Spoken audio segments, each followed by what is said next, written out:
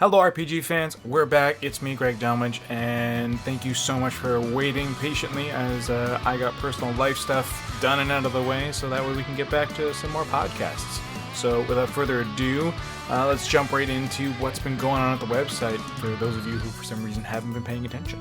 We've got a preview that went live by Nathan Lee, who's on the episode today, where he was getting some hands-on action with the Pokemon Masters beta. Nathan's given us a pretty good breakdown of the basics, so go check out his preview and see if it's something you're going to want when it fully launches. Since we last spoke, there's also been quite a number of reviews. First review I'm going to talk about is Jonathan Logan's review of Yakuza 0, a really solid prequel to the entire Yakuza series. Pete Leavitt had only good things to say about Star Traders Frontiers, which has made the jump over to mobile devices.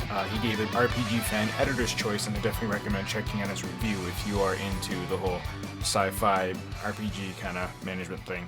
We dive into this release on the episode proper, but Alana Hags reviewed Final Fantasy VIII Remastered, and overall still loves the magic of it, still finds that it is a standout game, and we'll have more to say about it with our collection of panelists on the episode today. But please go check out her review and see why she thought it stands up to the test of time. Back in March, Chocobo's Mystery Dungeon Everybody was dropped, and John Tucker took it on for us, but kept running into the roadblocks of the difficulty spikes this game has to offer. Overall, though, he still thinks it's a pretty solid above-average game. Check out his review if you want to know exactly where and what he found was problematic with it. And finally, our last review is AI, the Somnian Files that Audra Bowling gave a RPG fan editor's choice to, and awesomely, we also dropped a video review at the same time that David put together for us. So if you want to see our video review, go over to our YouTube channel, you can check that one out, or you can read Audra Bowling's review and find out why she thinks it's such an astounding visual novel adventure game kind of mashup.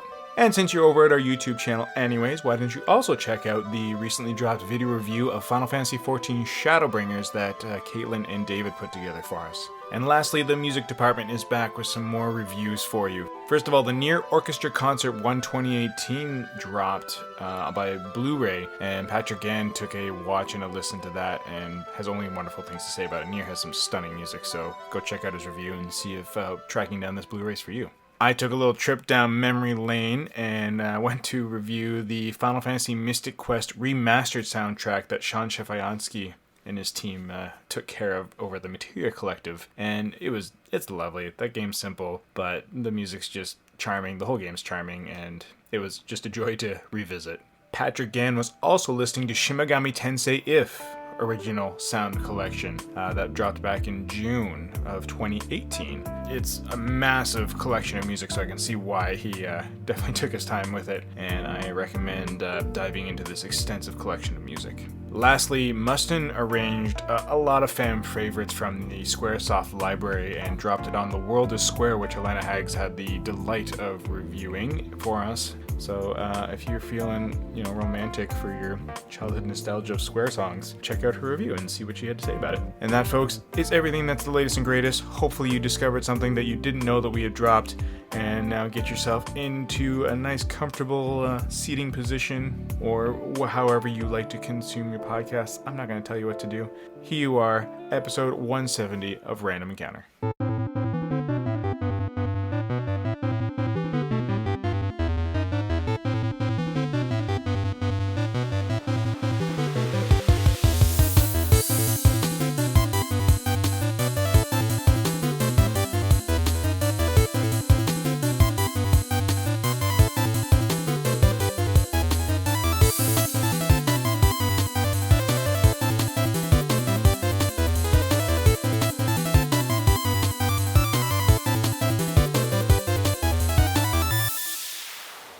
Hello, folks. It's the end of summer. I'm sorry to announce this because that's probably terrible news, but we're finally back after being stupid busy for, really particular reasons. And just, it's summer. Summer's always nuts. You think you're going to have so much time to do so many things, and then it just kind of goes away in like 2 months of like a flash in the pan.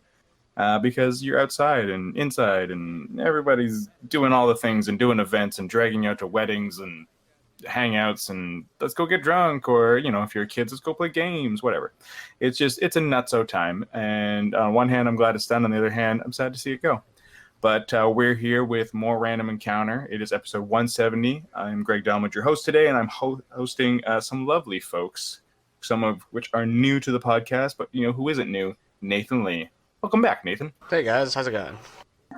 We also have joining us for the first time on the podcast, we have Joe Padilla. Hey there. And also, you've heard her on the good old Retro Encounter, but now I finally got them on my podcast, adding a bit of class. It's Leona McCallum.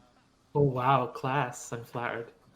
It's the accent. It classes everything up like tenfold immediately. I've been watching. I've been watching a lot of Outlander over the past couple of years, so now I'm just like enchanted by the Scottish accent. So you can sweet talk me anytime you want, friend. Will do.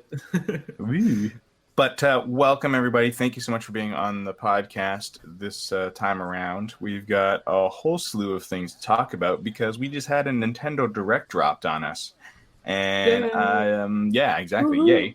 They came out with a lot of RPG news, too, which is great. It's such an RPG machine, and I know people have commented that we favor the Switch, but it's hard not to when everything's being A, re-released on it, and B, there's just so many quality RPGs being dumped onto the system as well.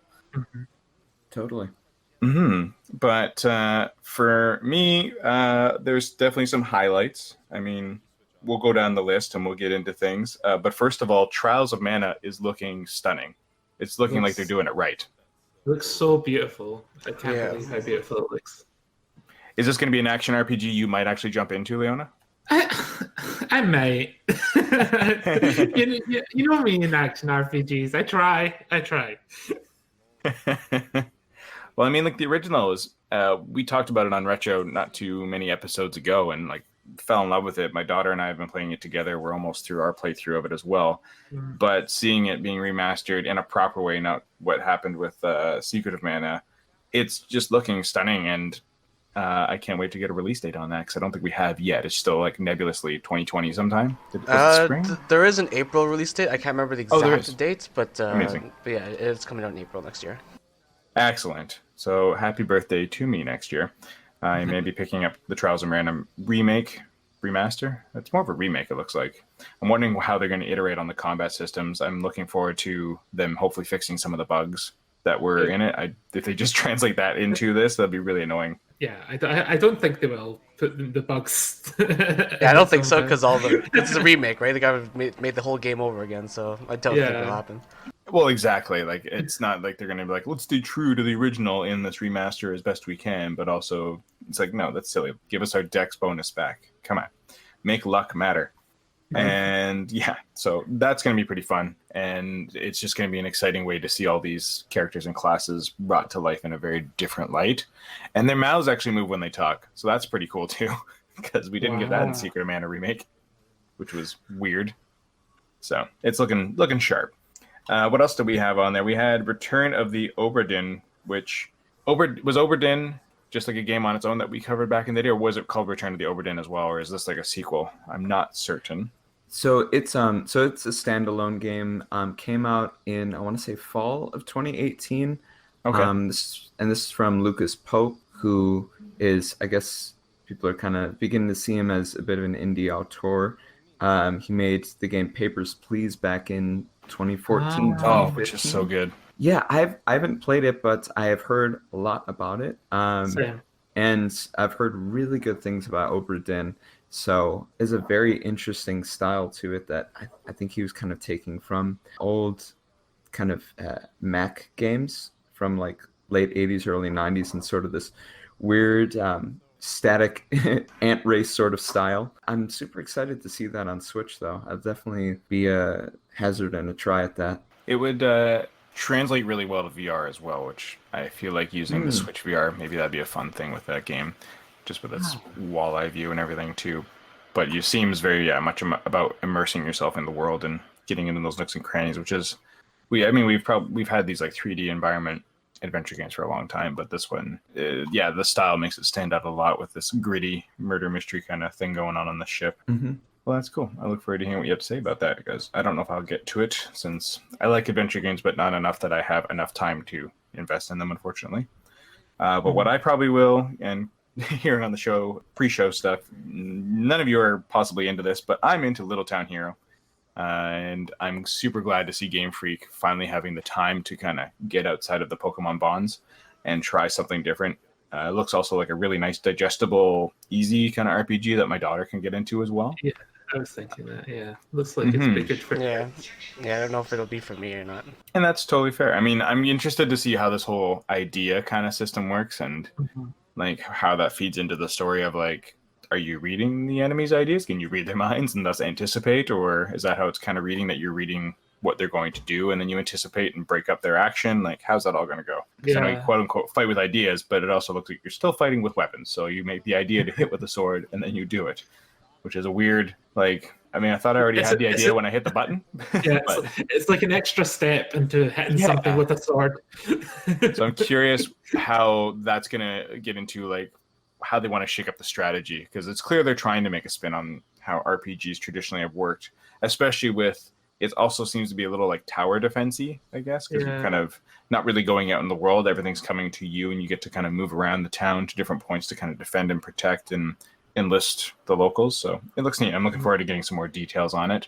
And then we got that great announcement, Leona, that you were pretty stoked about with soundtrack-wise. FFVIII, yeah. Can't wait for that. The maker of Undertale, who also composed all the music for Undertale as well. Amazing artist. It's true. I mentioned it to Gwen this morning on the walk to school, and she was like, "What? Toby Fox?" And she was just like applauding to herself in the street, like she was so stoked. She loves Undertale and everything about it. Oh. So she's very excited that he'll be doing some more music. And then she's like, it's like Pokemon and Toby Fox smashed up. I'm like, well, there's no Pokemon. She's like, yeah, but that's right. But still, he's him and that. And I mean, he's already been smashed up with Nintendo because Undertale was on Switch. But still, it's like, and like her mind was exploding. It was fine. That's adorable. I am a bit worried about it in terms of like I think that people from Game Freak should be able to pursue different creative outlets other than just Pokemon. But I do worry about what the community might say if there are issues in Sword and Shield and they get mad of why are you working on Little Town Hero or something along those lines when you should have fixed X and Y in Sword and Shield. And I think that's really that's kind of deficit thinking. And now I haven't seen that yet, and also I'm one of the social media people, so people on the socials don't get any ideas from this or I will smite you. Same on Discord. I don't want to hear it. Yeah, exactly. We've got two of our big powerhouses of the social outlets for RPG fan here. But no, that's a very valid point. And given the climate that we live in where fans have direct access to the creators, it's a good thing that people can voice their concerns and whatnot, but it has to come out constructively. Like I can get where people might have like, well, did they really? But it's like, yeah, they need to have that other outlet. They need to have other things to do. And who's to say they didn't also dedicate hiring a new team towards this? It doesn't necessarily mean resources were taken away from Sword and Shield. Yeah, but it probably does to a point, right? Like, and who cares? They're still making good games, and Sword and Shield's still going to be a very good game. Nintendo has pretty high quality checks. Yeah, I mean, this is Game Freak. They have more money than is possible from Pokemon, and I think this doesn't look like a particularly expensive game to make. I don't think Sword and Shield is going to suffer for Little Town Hero any. Yeah, it seems like a very safe deviation. And they're not putting too much into it, but enough that it's going to look polished and come out all right. It seems like a lighter RPG in a lot of ways, so I'm excited to see what's going to come out of it. Yeah. What if it's actually just like Cyberpunk 2077? It's just going to take forever. Like, whoa. All of a sudden, they just get this massive budget to create this game. Yeah. They're just waiting for Sword and Shield to be done, and then just reallocate the whole team into this. Wow. And it just balloons out. Millions of towns you have to defend. Anyways. Other games that are cute and endearing, though, are Link's Awakening and both Dragon Quest 11S. I mean, Link's Awakening, we got a little more details on our cute little, almost like Nintendo Land kind of take on the Link's Awakening world, and a little more coverage on the whole thing that's going to work with the amiibos. You can kind of trade dungeons. Something I probably won't get a lot of unless like Gwen's dad also gets it on his Switch, and then maybe Gwen will want to like create dungeons and challenge her mom and I to get through them and such. But otherwise, I don't think it's going to be much. I hope she puts you through the ringer. Yeah, she really loved that with Mario Maker. Trying to make Mario Maker levels and stuff. We hadn't got Mario Maker 2, but back with the original one on the Wii, she loved making levels and being like, play them now. And they weren't always the hardest, but they also weren't always possible. Like, because she also wouldn't go through the caveat of like, I have to beat it to publish it thing. She would just make it and then go back to the start and be like, now you do it. And I was like, can you even beat this? When there's like 6 Koopas spewing fire at us? Like, anyways. So yeah, I'd be curious to see what she would build. Are you all gonna get in on the Link's Awakening adventures? Not me. Maybe, but I've never been a 2D Legend Zelda. of Zelda fans here, eh? Well, I am, but I've just never like been into 2D Zelda games for whatever reason. I've tried to in the past, like and I just couldn't 3D, do it. though. Kind of, but it's still 2D Zelda. Not 3D enough. I've played quite a bit of Legend of Zelda. I think I've played through 5 of the games in the series, but I'm just not in a Legend of Zelda space in my life, I guess, right now. I think I've you told and Link this. are on a break. Yeah, I suppose something like that. Sorry, what was that, Leona? I think I've told this story before, but the only Zelda game I ever played was the past one where there's like time travel. Link to the Past, yeah. When I was like 5, and the start of it scared me so much, I never played another Zelda game ever again. That's adorable and endearing as heck. Oh my gosh. It's like all dark and rainy, and then you find a skeleton, and it's got a sword, and I'm like, oh, that's too much for me. Your uncle dies. Oh my gosh. Yeah, That's like spoilers. the opening moments. And well, it's That's like Gwen is 100% afraid. of the game for me. That's what it ends. That's all I know. His uncle dies, game's over, it's done. Oh my gosh, that was a tragic tale. Why did I waste my time? Well, like Gwen's afraid of the Redeads, especially in the ones in Wind Waker. We haven't introduced her to Ocarina of Time ones, but like that was the one thing she's like, she loves everything about Wind Waker, but she always has to like leave the room when Redeads are involved. And even now, that was the playthrough she witnessed with her mom was when she was like, I think 5 or going on 6 or whatever. And it's been like 3 years now since 4 years. And she's still like, I was like, so you think you could do the Wind Waker? She's like, oh, no, the Redeads. I'm like, you're 9. Like, pretend you know this. I mean, I also have the kind of childhood trauma in Ocarina of Time and Majora's Mask of the Skulltulas. That face just always gets me. Oh yeah, like the deformed, like the family themselves that were deformed into the spiders, or you just the Skulltula skulls? No, just the Skulltula skulls. You just like have, especially on N64, where they're really creepy. Yeah, it's true. They're so like basic and janky. Or then there's like that weird monster down in like the Spirit Temple with the hands and looks like something out of a Marilyn Manson music video. Oh yeah, that boss, that's creepy. Yeah, there's some creepy stuff out there in those games. But I don't know, I think it's good. What Jim Henson said, scaring kids naturally is a healthy way to introduce them to fears and help them cope with things. So I think it's good to have these little freaky moments and learn to get through it. Yeah, I've been watching The Dark Crystal on Netflix, and even I'm scared as an adult. Yeah, exactly. That's where it came up, actually. We were talking about The Dark Crystal. I haven't watched the new series yet. I want to go back and rewatch the movie. I've heard such good things, and I'm excited for that game we're going to get eventually, too. Yes. But yeah, so with Link's Awakening, I have never actually gotten through Link's Awakening myself, so I'm excited to have this kind of fresh coat of paint on it to get into it, and just seeing kind of what tweaks and everything they bring to it.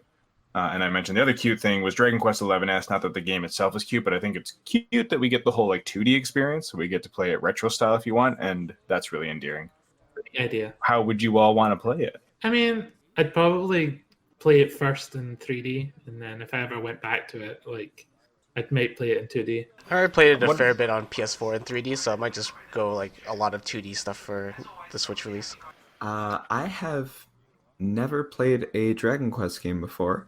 So this is going to be my first one. I'm probably going to play it in 3D, but switch to 2D in some instances. But you can almost give yourself like a history lesson right there by playing it through first in 2D and being like, oh, this is what I was missing, and then playing it through in 3D. That's what I was thinking about it. Yeah, I'm definitely getting that day one. I basically only get a quote unquote new game besides a Pokemon game. Day one, like once every 2 years.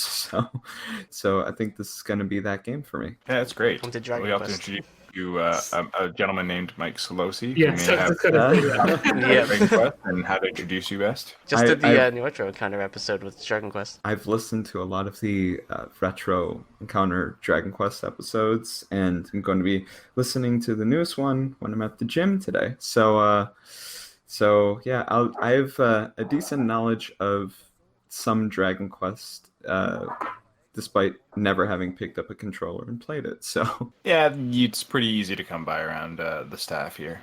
yeah. It's like me. I've never played a Zelda really, but I know some things just from the fact everyone talks about it. Well, exactly. For myself, I think it's going to translate really well to playing 2D just on the Switch in handheld mode, whereas I may not want to do it in 3D as much. And I'm guessing you don't have to start. You can switch back and forth. You don't have to play the game through all as one thing once you've selected it. So I feel like on the TV, I'll do it 3D, and then when I wanted to take it on the go, I can put it into 2D, and just so that way I can make out everything a bit easier. I don't know. I'm not sure. That just seems to be my initial instinct. But as everyone knows, this is going to be the definitive version. We'll get all the best music in it, so it won't be those garbage tracks that were on the other ones. And we get all the additional story development, so I'm excited to play the Pro version of this. I'm glad I held out in hopes that the Switch version would be the one to get, so I'm excited. Tokyo Mirage Sessions Sharp FE Encore. I know a couple of you were excited about that. Do go on. Oh, okay. I actually got spoiled on this because I was at work, and then I started to pop into my friend's conversation because we were making plans to go for dinner. And one of them was just like, "Hey, Tokyo Mirage Sessions out on Switch." I was just about to watch the direct, and I was getting, I was actually kind of mad about that. But I can't believe I'll exist in this universe now, because Tokyo Mirage Sessions is one of my all-time favorite games. So having this game now on Switch, and with all the enhanced features, like there's a couple characters that are in the game that were cut from the original version. So I'm just ready to go back into Tokyo Mirage Sessions and play again. Yeah, I'm really mad. I'm really upset about this, to be honest, because I bought a Wii U like 8 months ago to play this game.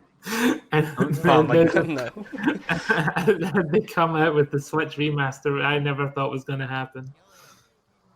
Yeah, I know the feeling where you're ready to like, I'm hanging on to this system just for this thing, and then they announce the thing, and I mean, it's one thing that you just bought it recently, but yeah, no.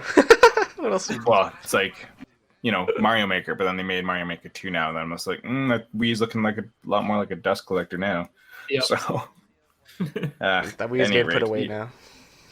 Well, the Tokyo Mirage Sessions, is it a rhythm game? I don't know. I don't know anything about the game for this. It's like a Persona game, sort of. Oh, okay. Yeah, but with like JRPG. J-pop music. You're like up and coming idol, and you're working. Right. The rest of your party members are also up and coming idols. So it's got that sort of Japanese media sort of theme throughout. I do remember Derek talking about it back in the day and the idol culture in it. Yeah, it's a very like glossy sort of view of idol culture. It's very like the good side of it more so than the bad side of it, I would say. But it has some moments. It's a really good game. And then there are Fire Emblem characters in it, correct? Yes. Well, there are.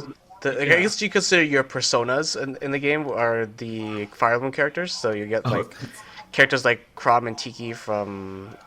Well, I guess Tiki's not Mirage, but you get Chrom and Sita from Awakening and the Shadow Dragon, respectively. So those characters are kind of like. That's basically all Fire Emblem really has in it. There's the weapon triangle from Fire Emblem as well. But that's really all the Fire Emblem there is in this game. There's not a lot of like Fire Emblem elements in Tokyo Mirage Sessions. It's way more of a SMT Persona game. Yeah, you don't need to know about anything about Fire Emblem to play it. Like you're not missing it. So Intelligent didn't have like any hand in making this really then. Yeah, they just kind of like gave the go ahead to use a couple Fire Emblem characters then? Or? I get the feeling it was supposed to be a lot more than that, but I don't think Atlas knew what to do with how to incorporate Fire Emblem into it, so I guess they were just like, okay, we're just going to make our own game. Yeah, it's like they announced it, Shin Megami Tensei X Fire Emblem, and everyone was like, oh my god, the possibilities, and then it just comes out as like a Shin Megami Tensei game with a Persona skin. But it's a really good game still. Yeah, it's a really good game. I don't know if I'm so bad at describing this stuff, but it's a really great game, and you should give it a shot. It's not like the greatest game on the planet, I'll just say that, but it's just a very charming game. Like, it's a game that I've actually just legitimately fell in love with, so I'm hoping more people give it a shot on Switch now. And I do recall Derek saying if the district that it takes place in was a very true to the architecture of the entire neighborhood. Like, it's like a one-for-one kind of, you're walking through the streets of that district of Tokyo too. Yeah, if I recall. It's really neat. I feel That's like I've super walked through Tokyo City Centre in RPGs more than I've walked through Glasgow City Centre in real life. I've played so many RPGs that feature Tokyo. That makes sense, though, given the culture of it. Is there any really like games set in Scotland? No. I don't think so. Yeah. Not a lot of like Japanese games for sure. A couple of Western games, but nothing from Japan. There might be some like I know we make games. I mean, Rockstar's here in Edinburgh. They make Grand Theft Auto and stuff. But I don't think anything is set in Scotland unless it's probably some weird educational Viking game. They should make some sort of alternate history RPG where it's Nobunaga against William Wallace. I think that'd be really interesting. Excellent. I mean, it never happened, but yes, do it. Or where the Bonnie Prince actually wins and you're actually like taking over England or something. Could be. I mean, closest we got was Shadow Hearts, but they only went to England. They were so close, but they never came up to Scotland. Well, I would play Scotland Mirage Sessions. We'll just say Excellent. that. Divinity Original Sin 2 is coming over to the Switch. I played a bit of that at PAX a few years ago. I kind of liked it.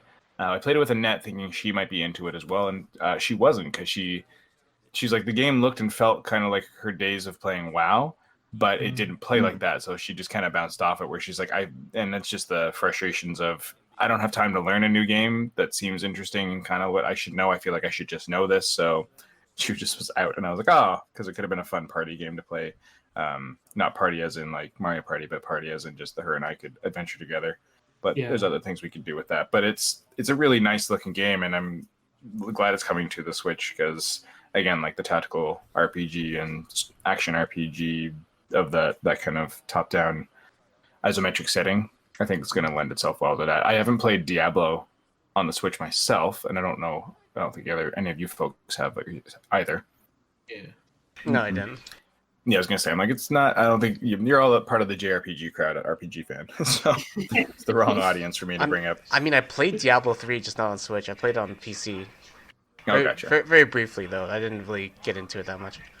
Aha, see, it's I don't know. Yeah, for those who like Divinity, now you got another place to play it. But it's kind of neat that it's coming over like that with Torchlight and Diablo. It's nice that it's not just JRPG machine now, like the Western RPGs are hitting it beyond just like the Elder Scrolls and Witcher.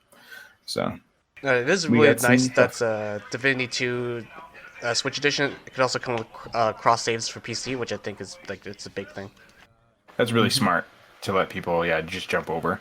And then it's also opens up the whole can of what kind of fun DLC stuff will they indulge with Nintendo. Like you could bump into Link for all we know, right? Or you could have Fire Emblem crossover because it kind of would fit the world, or someone that looks like it, or even just like items from it, like you find like the hero shield. Like it's just fun little things like that could be really easy Easter eggs to insert now that it's on Nintendo as well.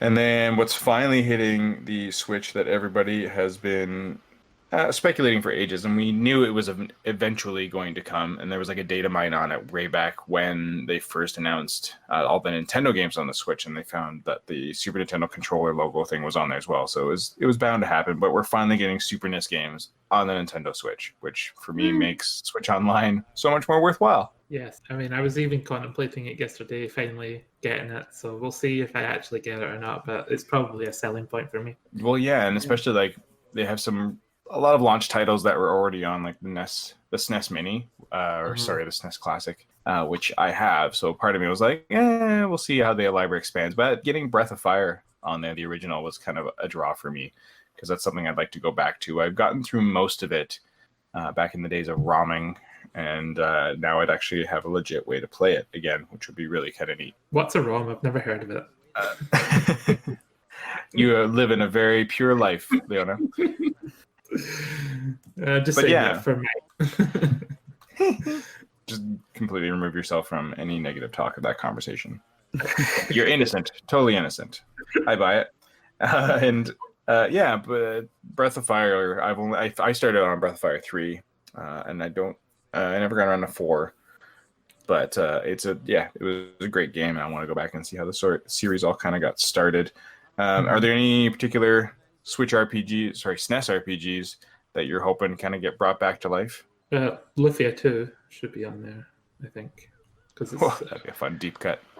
I did a podcast, the Retro Encounter 2 episodes on that recently. Not recently, maybe a few months ago. We did that, but it's a super good RPG. One of my favorite RPGs on the SNES. It was because of that retro that I was able to go look up Lufia and Lufia 2 and be like, oh my gosh, this is a gem that I missed. Oh, really? That's good. Mm-hmm. I'm excited. If they were to bring that, I would dive in wholeheartedly. And what about you two, Joe and Nathan? Is there any SNES RPGs that you'd be into? I know, Nathan, it's not really your bag, but anything you would be interested in revisiting for history purposes? I'm trying to think of anything that I would want to go back to that's not currently on SNES Classic or on Virtual Console. I mean, Stunt Race FX is 3D. I mean, I don't. It's not that I hate 2D games. It's just a little bit outside of like where I grew up. So, because I grew up on 64, and that was my So my first game experience was in 3D. And that's totally fair. It's a generational thing by all means. Although I am kind of excited that Stunt Race FX is coming to them as well. That is a game I had a lot of fun with, and it's weird, janky driving mechanics. It's so bouncy and bizarre, and your car smashing apart was really funny. Joe, is there anything on the SNES that you want to play again? So things I've once again, generational thing. First console was a PS1. So I didn't play a SNES until. I'm sorry. Sorry, we grew up too. Yeah, sorry. I'm sorry I was born, Greg. Get born faster. So my first encounter with the SNES was when I got the SNES Classic a few months back, and I played through Final Fantasy VI or Final Fantasy III, as it shows up on the title screen, and Earthbound then. So I'd be really interested to play Final Fantasy V for the job system. That'd be great if they ported that over. Yeah, because I really love the job system and tactics, and it kind of has its origins from 5 and then, from 3 as well. But yeah, exactly. But that, and also the Quintet games, like Terra Enigma is one that I've really been interested to play. If they brought Terra Enigma, it would blow the roof off people. I don't think that was officially released in the United States, right? It was a weird game that got a Japanese and PAL, yeah, but it didn't get an American release, I don't believe. So there's hope then, because it's been translated to English, so there's a hope that we'll get it over here at some point then. That would be amazing. Yeah. Was there ever an English translation, like an official one for Final Fantasy V on the SNES, or would it just be the GBA one? It would just be the GBA or the PlayStation one, of course, but the PlayStation one we wouldn't get on the SNES thing. Yeah, it was just the GBA, so I don't know if we actually would get it. Interesting. And who knows, maybe this will be the way they release Mother 3. Fingers crossed. But as other things, we had some more Pokemon and Shield news come out here. So we got some new Pokemon, Poltegeist. Yeah, he's so cute. It is quite endearing. So there was a moment where the Poltegeist only let trainers it loves drink its tea, and I was just like, oh my god, what does that mean? The explanation. It's a strainer. Like, you can brew tea in the ghost Pokemon, and then it keeps all the tea leaves inside of its body. But its body is made of tea. Yes, it is tea. It's possessed tea. So the real question, is it a ghost fire type or a ghost water type? A ghost ceramic type. It's ghost tea. Yes. That's going to be the new type they introduce in this generation. Ceramic type Pokemon. Highly specific. Breaks to everything. Exactly. Weak against rock, weak against steel. Fighting type is 8 times effective against it. Yeah, weak against fighting, weak against normal, weak against accidents. It's not a great type. It's best friends with glue type. And then we also got Cramorant, which I love. I mean, I love him just for his traumatized expression. He it just wants to eat. I'm just trying. And it keeps getting interrupted. I'm surprised it wasn't like a Pokemon fish that he spits out, like a Magikarp or something. It's just like a random trout or whatever. I'd love to be able to fire Magikarps at people. It would have been really funny, and who knows? That could be something they get in. Like, maybe if you happen to get a known Pokemon that's more like a critical hit or something with it. Maybe. Who knows? Or just maybe they thought it'd be too traumatizing for the kids to see their beloved Pokemon being I mean, the anime eaten. eats a Magikarp. Like the human characters like cook and eat a Magikarp. Oh, that's I fair, admit- exactly. Yeah, they all eat Magikarp or something. It's like weird. I don't. It's one of those weird Pokemon anime things that you just don't try to think about too much. That they actually Exactly. eat It's like they're eating something. What are they eating? Like, is it all Miltanks? Like, I don't know. But it's a weird one. But I love the fact that it's on command just like vomits food at things. I'm just gonna think of it like the same with the tea thing, the tea Pokemon. I'm just gonna like it's just like a bee. It's just like a bee. You eat the honey, you drink the tea. It's nothing scary. It's nothing scary. He's never been more terrifying. Yeah, Pokemon Sword and Shield. Don't think about it too much. exactly. It's basically like the entire banner for the entire series as a whole. Yeah.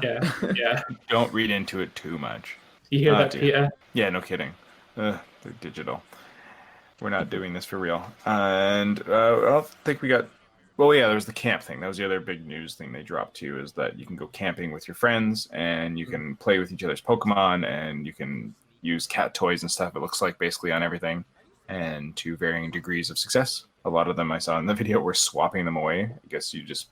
I'm assuming it takes a certain level of friendship, kind of like it did in X and Y 2 when you had the whole, like, where you could pet your Pokemon, and if you pet the wrong spot, they were not fans. Yeah. And also you make curry, which is like, but not just curry, the weirdest flavors of curry I've ever seen. What's toast curry? What's that? Is this curry with toast? You shove it in a toaster and then shake it out.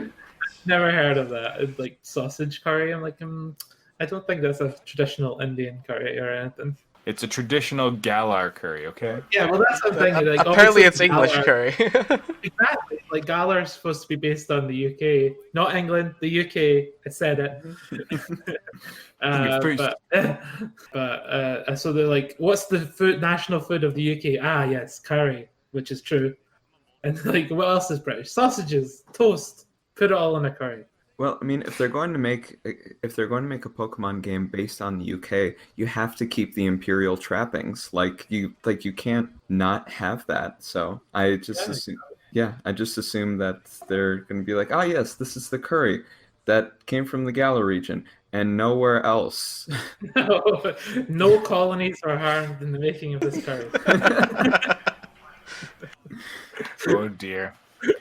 Start getting into the colonial oppression of Pokemon and its people. Oh my gosh. That'll be what the team is. Like the Team Rocket of this will be the colonialists. Why did Seafoam Islands never get their own game? Well, see, this is just like Pokemon, just don't think about it. That's going to be the banner has to have the little music note. Yeah, exactly. But that was about it for Pokemon. It's looking like it's going to be a good game, and yeah, hopefully haters don't hate on Little Town Hero because of it, or vice versa. Like they're working real hard, folks. Let them make a great game, and just be happy with what we get. And finally, the thing that none of us expected, but I kind of had this thought several months ago. Wonder if we would get the remaster of it, and it came true. We got Xenoblade Chronicles from the Wii to the 3DS, and now onto the Switch, being remastered in the glory it kind of deserves, because it was a great game on the Wii, and it looked all right for the Wii, but it definitely was pushing that system to try and get the look it needed. And so being on the Switch, it's night and day. Like, it's gorgeous looking, this remaster, and it's going to bring that world to life so beautifully. We finally have a perfect game now. There's only one thing Xenoblade Chronicles was lacking was just the graphics. Now it has it. It was okay for the Wii at the time, I suppose, but like it's definitely not aged well. I was worried that it wouldn't get a remaster because of the version that they put on the new 3DS a few years back. Because I thought they were going to be like, well, that's it. We made a handheld version that's, lesser than the Wii version. So we did it, boys. I mean, it looks a bit more polished, but yeah, I don't know how it performed otherwise. Yeah, and it was so specific too, because it was one of the ones that you had to have a new 3DS for. Yeah, it was like that. It was like that, and what was it? One of the Fire Emblem games, was it? Shadows. Yeah, Echoes. Shadow of. I forget the name. Shadows of Valentia. Yeah. There we go. I keep want to say Valentina, but that's not right. Yeah, it was just weird that they had that attempt at trying to make things specifically for the new 3DS, and then the backlash was not well received, or the idea wasn't well received, so there was backlash, and then they thankfully just started moving forward. Like, we'll do everything on both then. Yeah, it was. I think Xenoblade Chronicles was either the first review I did for RPG Fan or one of the first. So it's a very special RPG for me as well. Oh. I reviewed that before it was even like coming out in the USA, because Operation Rainfall was a thing at the time, and there was like 3 games part of Operation Rainfall that just weren't sure they were going to be released in the USA. Mm-hmm. So me being the only EU reviewer at the time got Xenoblade Chronicles and gave it editor's choice. It's definitely one of my favorite games. I managed to pick it up when it was, again, its rare release around, I think it was around the holidays, I want to say, because I remember being at a family Christmas and then went out and tracked it down, and I was like, oh, I got it. Or maybe, no, I'm thinking that's Rune Factory Frontier, which was also a very rare limited release. Right. I got that one, and I got Xenoblade Chronicles not too long after, when it had its very limited release here as well, and I was very excited. And it's such a fun JRPG romp through. It's got its tropes, but it also subverts a lot of it, and just has such a great overarching story for all of its convoluted mess. And the soundtrack. The soundtrack, though. Yeah, the music is stellar. Yeah. Just wander around so many of those regions for ages, and now it's going to be that much more amped up, I'm sure, and it's just going to look so pretty. Can't wait. Yeah, 2020 can't come soon enough. I'm okay for it holding off, because there's way too many games to play, which is some of what we're going to talk about now. We've had a bunch of new releases. September 3rd, 2019 marked another remaster, Final Fantasy VIII, which on my notes, I, for some dumb reason, wrote FF8, like the number, and then wrote 8 again in Roman numerals, just really making sure that I remember that this is Final Fantasy VIII. They're really churning out those Final Fantasies. We're up to 8 already. Yeah. Right? Good old Final Fantasy 8 plus 8. Now that's what I call Final Fantasy. We got Final Fantasy 10-1, 10-2, 10-3. We got Final Fantasy 8-1, 8. Oh man, that would be if they. No, that's a whole different speculative conversation. But at any rate, Joe and Leona, you've both been playing Final Fantasy VIII Remaster. Which one of you is reviewing it for the site? Not me. Nope. Nobody. Oh no, wait. Neither of you are, because Alana is. That's what's happening. You're just playing it for funsies. I was like, right, Joe, you're too busy putting out the news, and Leona slapping people on Discord. But you've both been playing it. That's Caitlin's job, actually, to slap people on Discord. You've farmed out the work. Yeah. She's the Punisher on there. It's the whole good cop, bad cop routine. Yeah, exactly. It's a good system. You got it going. But how is the remaster shaping up for you two? I mean, it's Final Fantasy VIII, and I love Final Fantasy VIII for all its flaws, and it's definitely the prettier version of it. It's really giving people face definition, so that's good instead of just being blobs. They're actually handsome and can be proved now. Yes, as in the famous meme that's been going around the internet, the most handsome dude in the room. Yeah, this is my first time playing Final Fantasy VIII, as I've talked about a little bit with some of y'all. I was kind of late to the RPG party, and so I didn't finish a Final Fantasy game until 7 months ago. So now I've played 6, 7, 9 Tactics, and now I'm playing through 8. So never played it before, but I'm really liking it so far. The junctioning system is a mess of epic proportions that I can't help but respect, because it's just like, wow, you really went there. Something was attempted on this menu, and I can see that. Yeah, it's Final Fantasy VIII's junction system should just be described with that little star with the Comic Sans. It just said, "You tried." I think a lot of people like it. I like it more for the elements you can junction and the status effects you can junction. I think that's great. That kind of works out well. It gets a bit funny when you start putting Firaga on your attack stat and you just blow everything up, or Hiraga on your. I think you can get Hiraga stupid early. By the first town, you can refine tents and make Hiraga, and that just gives you like 9,000 HP just to play the game with. So it gets a bit ridiculous. Yeah. Well, it's really easy to break, which once you understand it, it's very satisfying as a system because you're like, oh, I get the science of this, and now I can really break it down. Like I, for myself, bounced off Final Fantasy VIII the first time I tried it because I was like, I don't know, whatever, I can't get this. And then when I moved out here to Vancouver 9 years ago, I was like, I'll give this another shot. And then I actually like understood it and understood how the system worked. Was, I guess, just paying better attention because I wasn't a dumb kid anymore. And once I understood it, I was like, oh my gosh, the system's so fun just to like mess with and just really ruin this game. It's definitely one of those systems. It's like it looks more complicated than it really is. I mean, when you really break it down, it's not that difficult. But just when you're faced with something like that, because you don't see many games with that sort of system, it's quite daunting. It can definitely scare some people off. Yeah. So I actually played before playing the remaster. I played about an hour and a half of it on PS Vita because after I'd finished Tactics, I was like, okay, I'm gonna play 8 now, and I started playing 8, and as soon as like within the time as I first started playing 8, there was a rumor that there was going to be a remaster announced at E3, and I'm like, are you kidding me? I just got this, and then the next day they fully announced the remaster. So I was like, well, I guess I'm just going to wait for that and pick that up. So I got Ifrit and then just stopped. Right. Where are you up to now in the remake? I am in... Let's see. I just finished the train part. Right. Okay, so you're in Timber. Yes, I'm in Timber, and I'm currently just got past the bar. I think I'm about 9 or 10 hours into it. I played a lot of Triple Triad, so Triple Triad is like really fun though.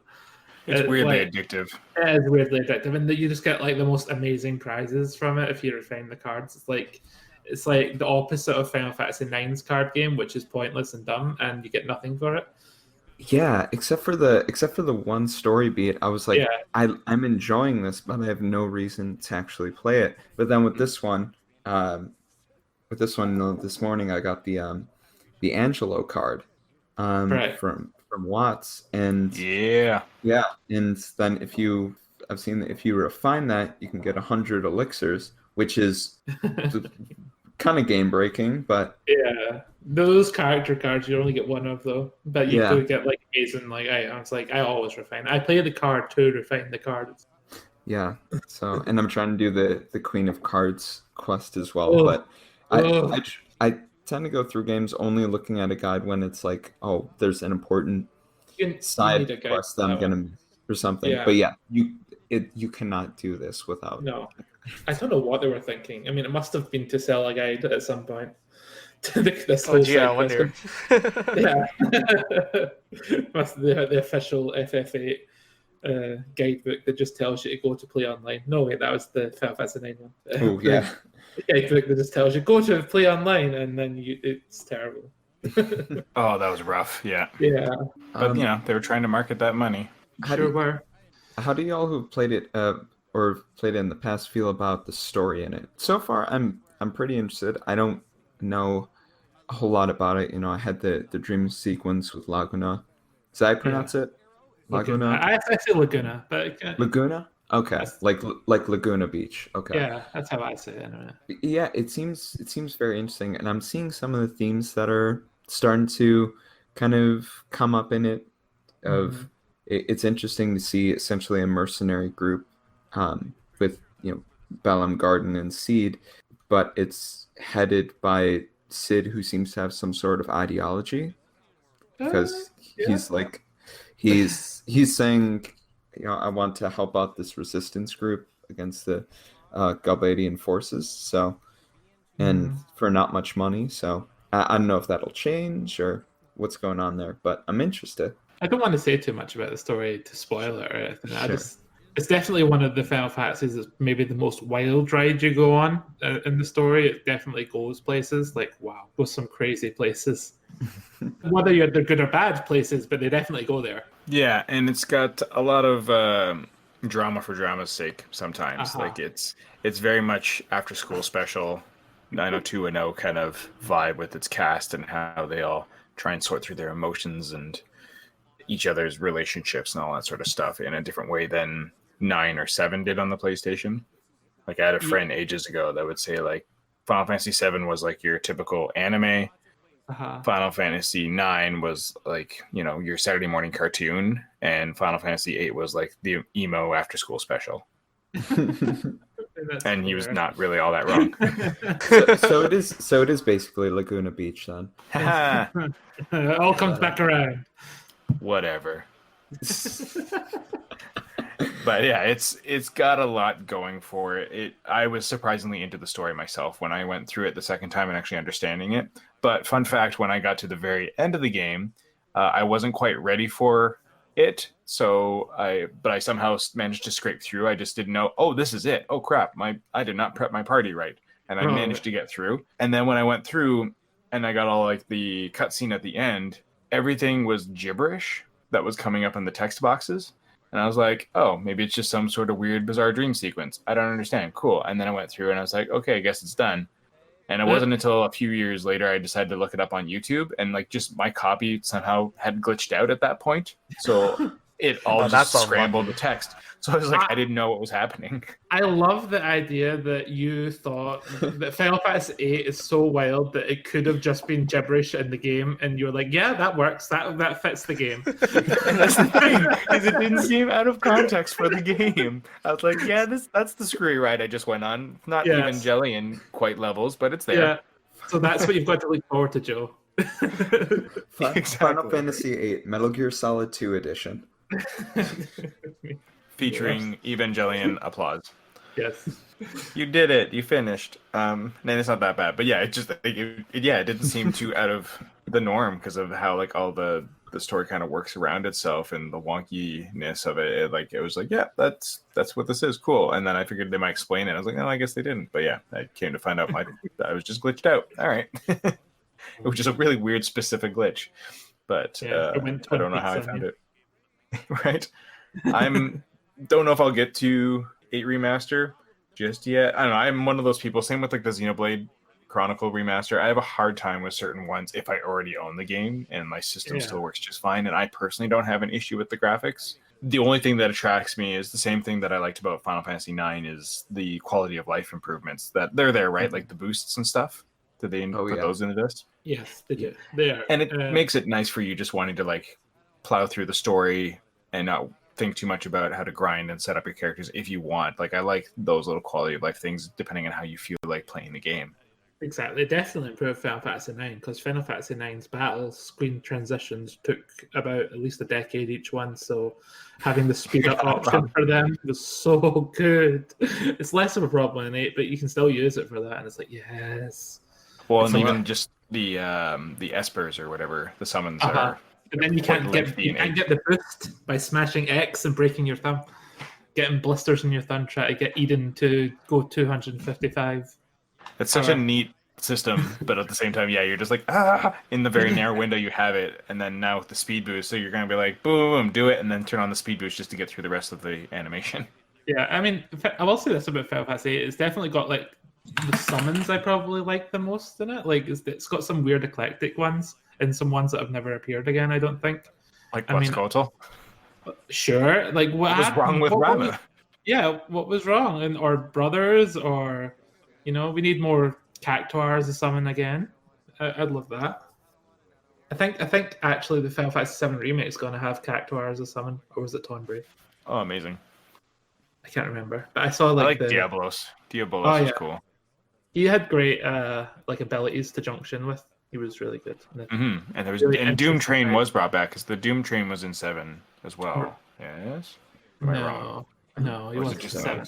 Hades was in 7, and he did all the status effects. Oh, that's what I'm thinking of. Yeah. Yeah.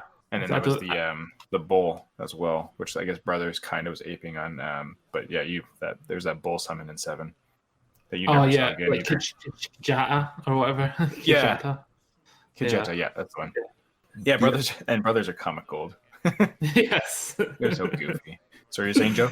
Oh, Diabolos messed me up because I got the magical lamp, and Sid was like, "Be sure to save before you do." I'm like, "Okay, I'm gonna do this," and then and then I tried to fight him, and I was not prepared for that. So I was like, No. well, thanks for the advice, Sid, because I'm gonna try that again at a different point. So Yes.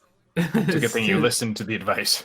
I know. I Thanks. love that Thanks, Sid. scene though. It's just like, oh, you're going on a special mission. Let me give you this cursed lamp Yeah.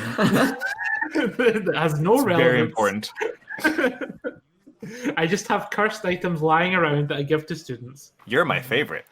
Yeah, you get the most cursed of all. Oh dear. And then there's the Cerberus is another weird one that's out of nowhere, but it has some like the triple and double Oh yeah, abilities. it's such a really strong, rad. strong bit, yeah. Yeah, it's really easy to once you get into all those different espers and start junctioning them up, and you go to Cactuar Island to power level them and all and everything, and you start collecting all the magic and knowing all the little spots where you can go for everything. You can it's so fun to just break that game. Since everything levels with you, which was kind of neat, it definitely forces you to rethink the strategy. Like you can't just power level and blow through the game, which I do like that they tried to shake that up a bit by not making it a grind fest for like equipment money and whatever. Like it actually takes a little bit of strategy to work out how you're going to build your characters to overcome the level parity. Yeah, it ended up being a case of that players just try to avoid random battles with with their life, you know.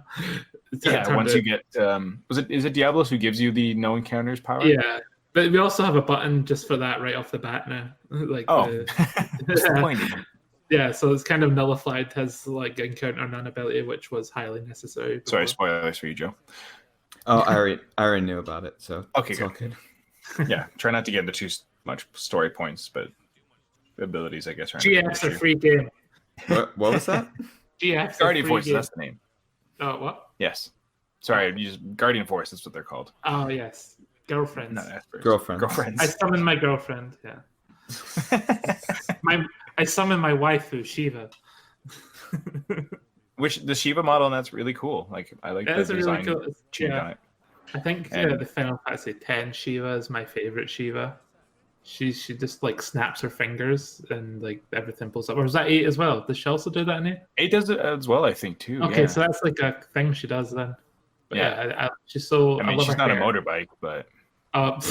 Please don't. Let's not talk about it. Let's not go there. Nope. Is this going to be a Final Fantasy that drags you in, Nathan? Maybe, but Are the remasters more appealing for you? They are. I'll admit that. But I have to find some time to play it in between all the other stuff. But so maybe might pick it up at one point, but we'll see. Who knows? We'll see. Well, you were also really busy, Nathan, playing the latest Fire Emblem, since we've been talking a bit about it today, actually. Fire Emblem 3 Houses came out on July 26th. You reviewed it for the website. It came out in the EU on July 27th, you were saying? Leona? I think so. I think it was a day later. I'm not sure. Yeah. And you've both been playing that game. I was going to be getting to it for Video Team. I just haven't yet because I was playing something else for review, but I'm looking forward to getting into it. I haven't played a Fire Emblem in earnest, I don't think ever, and this will probably be the first for me. So it's a good start. Tell me about this. Let's go. It's definitely like a pretty good place to start. It's like not terribly difficult. I was debating actually putting that in my review. I was wondering if I should like call it out for being a little bit too easy, but it's a good place for anyone who's new to come in. Mm-hmm. Like I used to think it was Awakening, but even Awakening is way too easy. Awakening is maybe easier on the normal difficulty, but like Lunatic is impossible. Like it's a weird one for yeah. Well, as a lover of XCOM and that kind of strategy game, like these have always appealed to me, especially with the medieval fantasy kind of vibe out as well. And I like there's kind of like is Lunatic or kind of basically essentially the same as like the Iron Man mode kind of thing, where like once your characters are dead, they're dead kind of thing, or that's the default Fire Emblem. Yeah. That's the default. That's the default. Yeah. You get an option at the start of the game. You can either go casual or classic. Casual. At the end of the battle, all the fallen units come back to life, like they never died. Classic is the true Fire Emblem formula, and once a character is dead, they're dead. And then you get to pick your normal or hard difficulty after that. And is it similar to Tactics, where you have Final Fantasy Tactics where you have a chance to revive them in the battle, and if you can't do it by the end of the battle, they're done, or how does that? No, there's no Once revival. they're dead, They're dead. They're dead. Yeah. Oh, because I like Um, that in Tactics that you at least have a few turns, and if you can't, then it's just like too bad, and you live with it unless you save scum, of course. No, but once a It's- unit goes down in Fire Emblem and you play on Classic, they're dead forever. Yeah, it's more like XCOM that way, man. Like XCOM, they're dead. They're dead. If you put them in the wrong position, Yeah, they exactly. get hit by a crit. Now, did you both play Classic or did you both do casual? I played Classic. I did Classic, I have to. It wouldn't be Fire Emblem without it. I've played 150 hours of this game now. I'm just So about there too. Yeah, so I played Classic Normal my first playthrough, and then I played Classic Hard for my second playthrough, Blue Lion playthrough. I did Golden Deer first. I did Black Eagles first, then I'm doing Golden Deer now. Right. And so what are the three houses? So I got the Black Eagles, which is Edelgard's, which is the what everyone wanted Gaga over the first time that the game was first revealed. Then there's the Yeah. Blue Lions led by Dimitri, and then the Golden Deer led by everyone's favorite Mimi boy, Claude. My upside down boy. Upside Down Boy. He's Australian. If you don't get that, is because like on the box art, Claude is upside down, so it just became like funny that all the other ones look so cool, and then Claude's just hanging from the ceiling, just on nothing. Like, was it on a tree or something, like hanging down? So that became a bit of Just a how meme before super they came out. he is. And the three houses, it all offers, I'm guessing, different storylines depending on who you champion. Yeah. So like the beginning of the game, like the first like 11 or 12 chapters, the stories are the same, but the perspectives that you get from each house will be different. So even though you're playing through the same like story chapters in the beginning of the game, they still feel different because each house leader has a different idea of what's going on. And then when you get the second half of the game, that's when everything is different. It can be wildly different in the second half. But yeah, you also have your class who you choose at the start. So you're just it's different playthrough just because you're getting to know this whole different class as well while you're going through the normal story missions. The conversations you have with your class are one of the highlights of the game. They're incredibly well written, I think. Yeah, And the classes in like the group of students, not classes in like your job class kind of thing, right? Yes, yeah. Correct. Okay, so yeah, in case anyone doesn't know about three houses, you play as a teacher or a professor for a school. So that's the reason why we say like class. We're referring to our like the class you choose, the houses. That's basically what we refer to. Gotcha. You have class. You're in a class, and you have a class. Like, Yes, not to be confused with job classes, which are still in this game. Yes. Well, and is that also unique between the three houses too? Do they each have different jobs that they have access to or anything like that? Like, does it really change up your play style as well when you pick one of the different houses? No, they're all the same. The only characters that get different classes, like job classes, are the house leaders. And like every like individual member, every student has their own unique speciality. So they're better at some things than other students are. So even though they can all go into whatever job they want, like you can every class feels a bit different. Like Golden Deer is really focused on archery, so you'll have a lot of archers because it's a natural talent. While Black Eagles are more magic users, so that you'll end up having. So it plays differently in that sense in the gameplay, just because of what's made up your party. Yeah, so you have to change up like the start of the game, like based on your class's specialty. So, like with Blue Lions are focused a lot on like physical attackers or like having like strong front line. So you usually play a little bit more aggressively with Blue Lions, but when you play Black Eagles or Golden Deer, you have to play a little bit more cautiously because your units will die on the front lines pretty easily. Yeah. Yeah, and that's the weapon triangle, right? Like the rock paper scissors of it all. So it's That's not in this one. Melee, It's so it's not not in in the here. fun. No, it's not. It's more of a class thing in this one, where it's like this class can counter this class kind of thing. Yeah. So you know, like The job class, you mean? So yeah, stuff like, you know, the mages will always be good against heavily armored units because they don't have a lot of magic defense.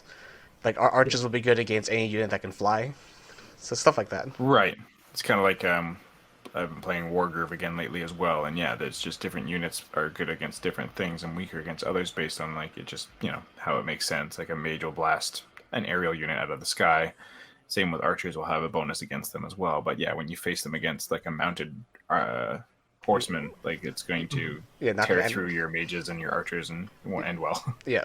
Yeah, more freeform this Fire Emblem and like sort of way you build your characters compared to past Fire Emblems where it was like this character is a knight, he rides a horse and he can wield a lance. That's all he can do. That's all he can do. And but like in this game, every character can wield every weapon and can learn magic. It's like it's possible for them all to learn. Cool. So yeah, you could train your students to be whatever they want. It's kind of like you tell your students, hey, you're good at this thing, but I think you have this kind of talent in you, and I want you to become this unit instead. It's kind of stuff like that. You're just coaching them through life, through jobs. Yeah, basically. Yeah. Pass your certification exams. Yeah, you gotta make sure you pass your exams. Yeah.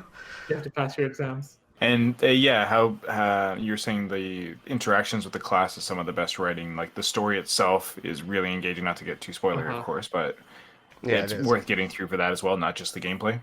Yeah, absolutely. I mean, playing through the first half of the game is less of a chore just because you're getting to know all these new characters and they've all got really great personalities and they all feel real in the world. So they're all reflecting, giving you new insights into this world that you never got in another path at all. So it's like really well written, I think. Yeah, it's probably one of the best written Fire Emblem games in quite a while.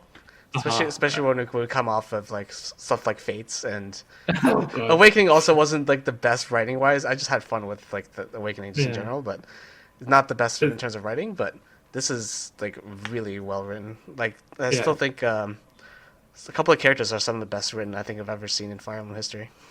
Mm-hmm. It's definitely my favorite since like Path of Radiance, I think. Like yeah, same here. Yeah. And all three houses go to the same school, so it's kind of like a Harry Potter thing where they're all in the same place, but you get divvied off into your different kind of house and specialty kind of thing. Yeah, Harry Potter or like any British school, because we actually do get divvied up into houses here in the UK. Gotcha. I was in house Lee in my school. And how do you get divvied up? Is there arbitrary things, or is it based on grades? Like, how does that work? Kind of arbitrary. They try and mix it up. So, like, if we all went to different primary schools in towns, they would try and have a good mix of, like, make sure there's a diversity of people of different towns in your house, so you get to meet new people rather than just being lumped with all the kids you grew up with. So well, that's nice. And then, it encourages you to mingle within your own house, but then you can still go catch up with your friends in other houses on more open time. That's cool. Yeah, that's how it works. Oh, very neat. Yeah, I always wondered where that system was rooted, if it was just like simply like a guild system and just to make Harry Potter stuff cool, or if it was actually rooted in actual UK school politics. Yeah, no, it's a real thing. Points and all. No, you got the points. 10 points, Leona, for being great. Gryffindor wins. It's funny because I remember getting all these Harry Potter vibes, and it's not too far off, especially initially. No. It's like it looks just like Hogwarts. Yeah. Like when you start off the game, it's like kind of like lighthearted and fun, and then when you get to like the second part of the game, it's all dark and all this stuff happens, and it gets kind of crazy. True. Yeah, it's really true. And Joe, coming late to the RPG genre as a whole, as you've been saying, has Fire Emblem ever made its way onto your consoles, or is this something that attracts you? Yeah, so I played 2 Fire Emblem games. So I played Sacred Stones quite a while ago when it was what on system was that one on? Game Boy Advance. Sorry. You're about to say that. It's okay. And then I played through Fire Emblem Fate's Birthright when that came out, and I loved the battle system and everything. But as has been already stated, the story is not very good, and hot garbage. Yeah, kind of, because like when I got it, I was like, "Oh, this looks really cool. I'm going to play through this, and I'm going to play through Conquest, and I'm going to play Revelations." And then I finished Birthright, and I thought, "Do I really care about too many of these characters?" Also, the gigantic plot hole in Birthright's root, especially. What was that? There's the gigantic plot hole in Birthright's root specifically that never got addressed. Not to get too spoiler with it, but you talk about the children. No, I'm talking about the weird purple units that you encountered, and then you kind of fight them, and then you just kind of go through the rest of the game without really thinking about them ever again. Yeah, exactly. but also the children aspect in it was really weird too. No, we 'cause- just huck our kids into other dimensions and they grow up in like a week. Yeah. And they're fully mature, and we visit them once every 15 years. That's great parenting. It's like, is it though? And not, it's like they say, like, we put them in these pocket dimensions to keep them safe, but there's like bandits and stuff in there. How is that more safe? How Yeah. about we put them in there to be safe, and every single one of them runs into some kind of trouble in them. Exactly. Yeah, so I definitely want to play Three Houses at some point, especially because so many of my friends and so many people at RPG Fan are playing it. Where I'm like, I need to get on this at some point. But yeah, in the future, it will be played. You got to satiate your FOMO. Yeah. I'm just hashtag FOMO trigger. You know, that's how I'm feeling. Yeah, I'm looking forward to getting into it for the video team stuff and getting a video review out of it of Nathan's work. Ooh. And it will just be a great excuse to finally get into one of these games. It was a nice bonus that we had it on hand, so it's going to be rad. And have some Harry Potter stabby good times.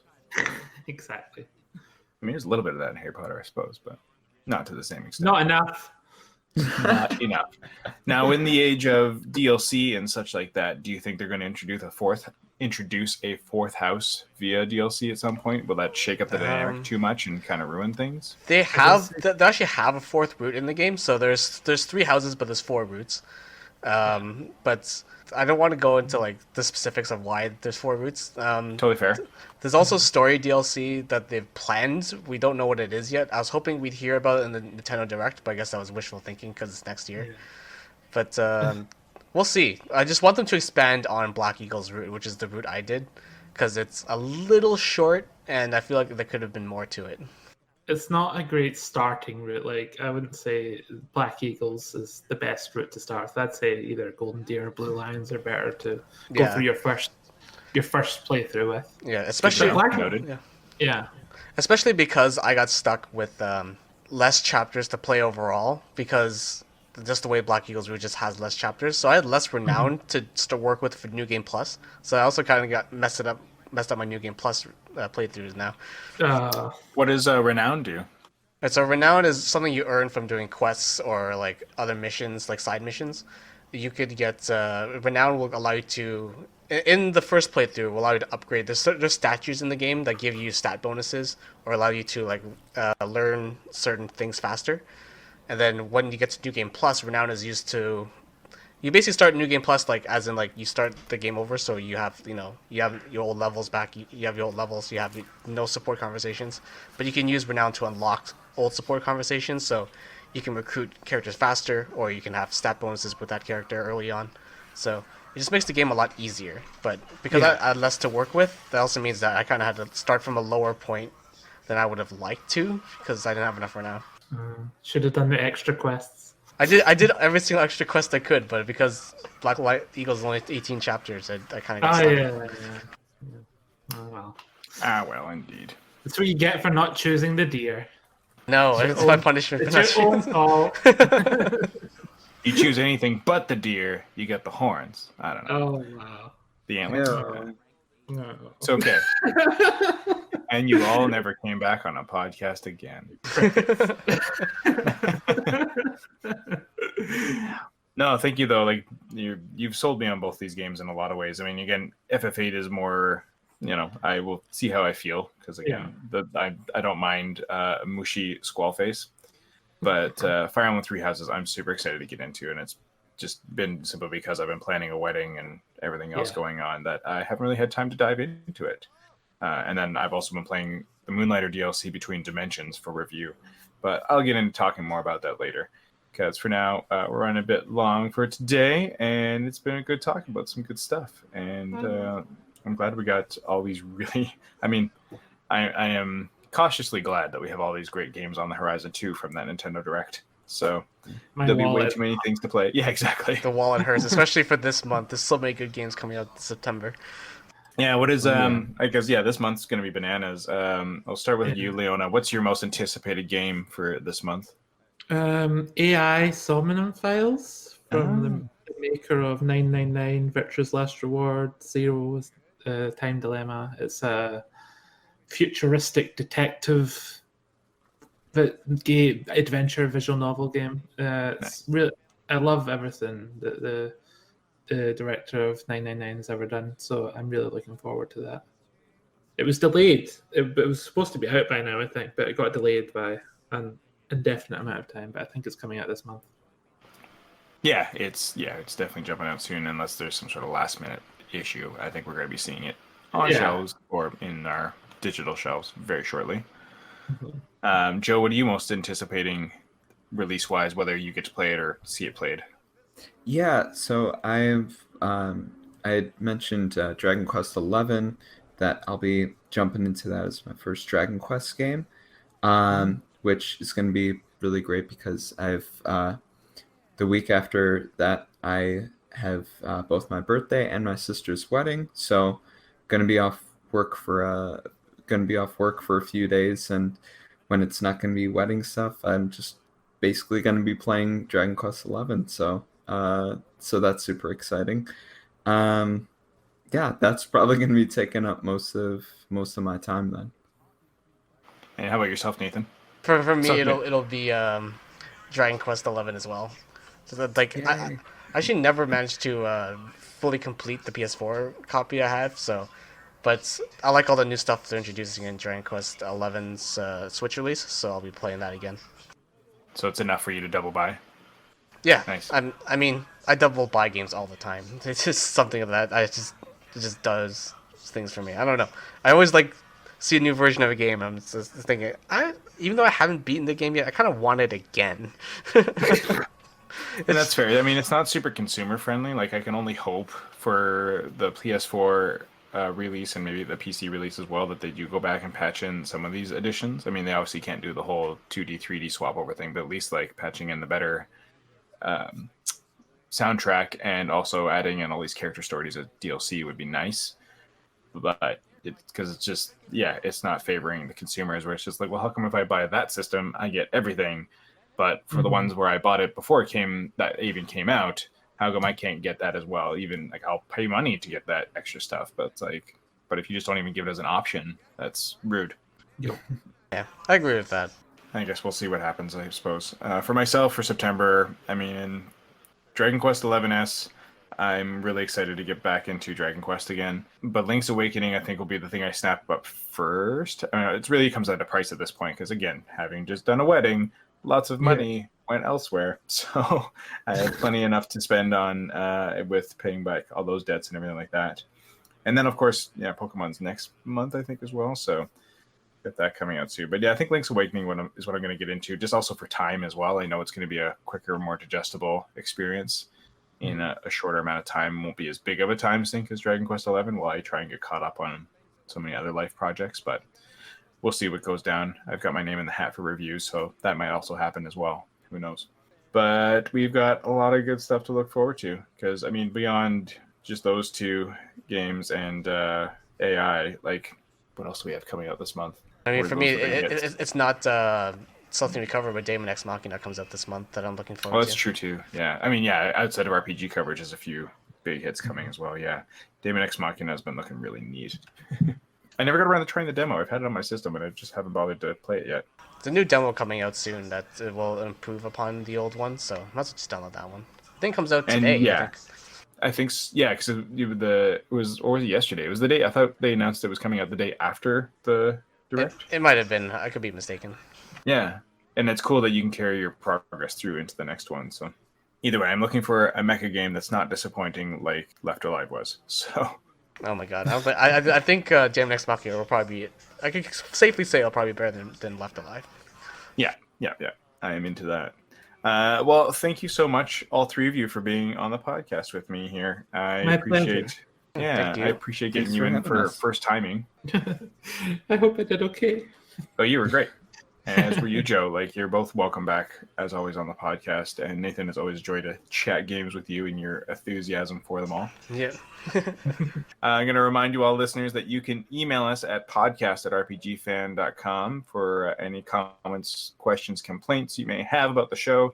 If you want to hear more Leona, more Joe, more Nathan, less of me, whatever. You can throw that all in there, and then I'll read something other than spam. You can also find me on Twitter at Greg Delmage. You can find RPG Fan at RPGFan.com on Twitter and on Instagram. Can anybody find you folks on the interwebs anywhere? We'll start with Leona. Where can they find you on the interwebs? Well, you can find me first and foremost on the RPG Fan Discord server, of which I moderate. It's a fun place to be. We have a great, lively, active bunch of regulars there, and there's always something to talk about. And also, you can find me at StarMongoose on Twitter. Mm-hmm. What kind of content can we often find on your Twitter account? Terrible things that no one should ever see. So if you don't want to see any of that, you should go track down Leona on Twitter. Joe, where can people find you online? So I'll be on the RPG Fans Twitter and our Facebook page. I don't really post on my personal Twitter, but if you want to find it, I think it's still Queers for Fears, which is also my handle on Instagram. It's a great name. Should also be your band name, yeah. Yeah. I mean, Tears for Fears might sue, but yes. Yeah, I don't want to be a cover band. Oh yeah, like Led Zeppelin. That was my favorite lesbian Led Zeppelin cover band. That's incredible. I haven't heard about that, but now I'm going to look that up after this. You absolutely should. And Joe, when you're on the RPG Fan Twitter and social media and stuff, your sign off is just J? It's just J-O. There we go. So we know who to look for if you have specific things that direct at Joe. Yep, absolutely. Anywhere else they can find you? After we got sidetracked on your wonderful Twitter handle? Are you on our Discord much? I'm not on Discord much, but also same on Discord at Queers for Fears. Yeah. I will get you one day. Yeah, it just really broke me in. I'm easily drawn into things, so. Well, now you just make me sound like a predator. Well, that was a Discord intention. I've heard you're very nice on Discord. Okay, so who told you these lies? You ran a good show. You did like half hour ago. That's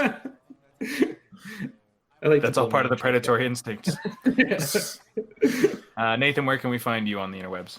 All right, you can find me on Twitter. I'm at SmashKing27, and Discord. I'm just SmashKing. I'll occasionally post, well, not really post, but I'll occasionally comment on our Facebook page as well. But the Twitter is the main place you can find me. And contrary to what you might think, we've explored this in a past random encounter. Smash King is not as sexy a handle as it sounds. He does not get drunk on the weekends. No, sorry guys. No. I barely drink actually. Unfollow. Discipline. Wow. Wow. Not what was advertised. Where's all my saucy tweets? Oh my gosh. Hey guys, really, really enjoying Tokyo Xanadu. It's great. This is not what I signed up for. Anyway. Tokyo Xanadu. Okay, wasn't that a game? Close enough. No, we'll go with Tokyo Xanadu. Sure. Okay, cool. I thought that was like a follow-up to Xanadu anyways.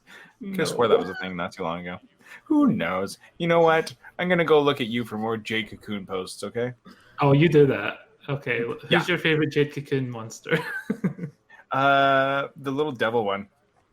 Oh, that narrows it down. Thanks. Well, it's one of the early game ones.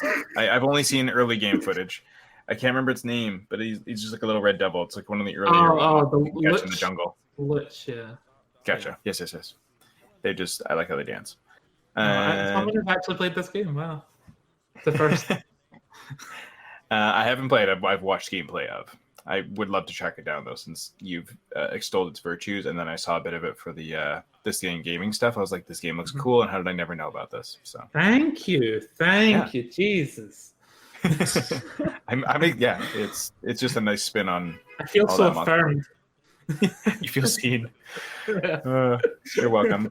Well, on that fun note, everybody, thank you so much for listening to us go off on tangents and talk about video games. We will have more stuff for you to listen to soon. Take care. Bye. Bye. I want to remind listeners that you can email us at RPG. Let's try that again. I'm going to remind you. Acting. Exactly. Take 3.